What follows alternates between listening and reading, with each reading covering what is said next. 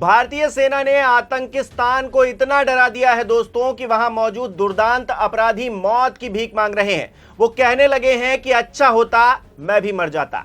जी हां, नमस्कार, मेरा नाम हिमांशु मिश्रा है। आप देख रहे हैं 4 PM न्यूज नेटवर्क। खबर यह है कि बहावलपुर स्थित जैश ए मोहम्मद के प्रमुख अड्डे मरकज सुभान अल्लाह पर भारतीय सेना ने जो स्ट्राइक की, उसमें मसूद अजहर की पत्नी, बेटा और बड़ी बहन समेत परिवार के 10 लोगों की मौत हो गई है। इस हमले के बाद मसूद अजहर ने कहा है कि अच्छा होता कि मैं भी मर जाता। मारे गए लोगों में मसूद अजहर के 4 करीबी गुर्गे भी बताए जा रहे हैं। मीडिया रिपोर्ट्स की माने तो इस हमले में मौलाना काशिफ और उसके परिवार के भी मारे जाने की खबर है। मौलाना अब्दुल रऊफ की बड़ी बेटी, पोते और 4 बच्चों के मारे जाने की भी पुष्टि हुई है। बताया जा रहा है कि ये सभी लोग उस समय मरकज परिसर में मौजूद थे जब भारतीय सेना ने आतंकवादी ठिकानों को टारगेट कर हमला किया। इसे जैश का मेन ट्रेनिंग और ऑपरेशन सेंटर भी माना जाता है, जहां पर पुलवामा जैसे हमलों की साजिश रची गई थी। ये जानकारी निकलकर सामने आई थी। भारत की तरफ से कहा गया है कि ऑपरेशन सिंदूर का मकसद जैश ए मोहम्मद और लश्कर ए तैयबा के जिहादी ढांचों को तबाह करना था, जो पिछले 3 दशकों में भारतीय धरती पर बड़े हमलों के लिए जिम्मेदार संगठन है। पाकिस्तान का 12वां सबसे बड़ा शहर जैश ए मोहम्मद का घर रहा है। लाहौर से लगभग 400 किलोमीटर दूर ये स्थित है। यहीं से निकले हुए आतंकवादी दूसरी जगहों पर जाकर दहशत फैलाते हैं, उसका पर्याय बनते हैं, जिन्हें मिट्टी में मिलाने का काम भारतीय सेना ने कर दिया है। कहा जाता है कि जामिया मस्जिद का परिसर 18 एकड़ में फैला हुआ है और यह जगह जैश के लिए आतंकियों की भर्ती और विचारधारा को बढ़ाने का केंद्र भी रहा है। ऐसे में इस पर जो हमला हुआ है, ये अपने आप में बहुत बड़ी कार्रवाई को दिखा रहा है दोस्तों। जैश के संस्थापक मौलाना मसूद अजहर की अगर बात करें तो उसकी पैदाइश बहावलपुर में हुई थी और वो वहां एक भारी सुरक्षा वाले ठिकाने पर रहता है। जैश ए मोहम्मद पर आधिकारिक तौर पर 2002 में प्रतिबंध लगाया गया, लेकिन कार्रवाई के नाम पर सिर्फ खानापूर्ति ही हुई, कागजी कार्रवाई होती हुई ही दिखाई दी। लेकिन अब जो हुआ है दोस्तों, इतिहास के पन्नों में सुनहरे अक्षरों में दर्ज किया गया है।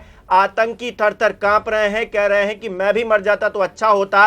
उनके पूरे के पूरे परिवार को तबाह कर दिया गया है। भारतीय सेना की तरफ से जो जानकारी दी गई है वो यही कहा गया है कि आतंकी ठिकानों को निशाना बनाया गया है। जो पाकिस्तान की सेना के ठिकाने हैं उनको निशाना नहीं बनाया गया। यानी कि हमारा जो मकसद है वो आतंकवाद के खिलाफ लड़ाई लड़ना है, आतंकियों को निस्तानाबूद करना है। हम किसी देश के साथ या वहां के नागरिकों के साथ लड़ाई नहीं लड़ रहे हैं। जिस तरह से पहलगाम में हमारे जो आम नागरिक थे उनको निशाना बनाया गया आतंकियों की तरफ से, ये अपने आप में कायरतापूर्ण घटना जो की गई, उसके बाद आतंकियों को इसका भुगतान करना ही था और भारतीय सेना ने इसका बदला ले लिया है। ऑपरेशन सिंदूर इस पूरे ऑपरेशन का नाम रखा गया है, इस पूरे प्रकरण का नाम रखा गया है, जिसमें आतंकी ठिकानों को निस्तानाबूद करने का काम भारतीय सेना ने किया है। भारतीय सेना की तरफ से चलाए गए ऑपरेशन सिंदूर को 2019 की जो बालाकोट स्ट्राइक है उसके बाद से सबसे निर्णायक और विस्तृत कार्रवाई के तौर पर भी देखा जा रहा है। सेना का यह ऑपरेशन 22 अप्रैल को पहलगाम में हुए आतंकी हमले के जवाब में किया गया है, जिसमें 26 नागरिकों की जान चली गई। हमारे जो आम लोग थे, जिनका कोई लेना देना नहीं था, वो घूमने के लिए गए थे, जश्न मनाने के लिए गए थे, उनको मौत के घाट उतार दिया गया। बहुत ही दुर्दांत घटना और अपने आप में जितनी इसकी निंदा की जाए उतनी कम है। इस घटना का जो जख्म है, जो परिवार झेल रहे हैं, उनकी पीड़ा अपने आप में सुनकर ही रोंगटे खड़े हो जाते हैं।